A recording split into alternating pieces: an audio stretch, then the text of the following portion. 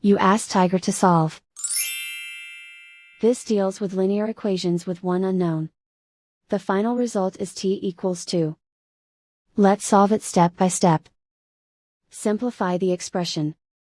Group the coefficients. Find the lowest common denominator. Multiply the denominators. Multiply the numerators.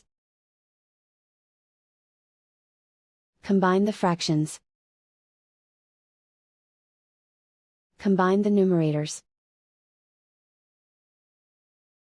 Find the greatest common factor of the numerator and denominator.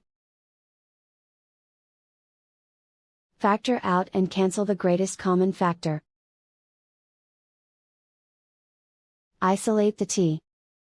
Multiply both sides by inverse fraction 2 over 1.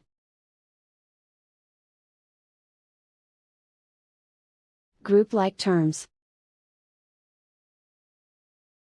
Multiply the coefficients. Simplify the fraction. Simplify the arithmetic. And so the final result is t equals 2.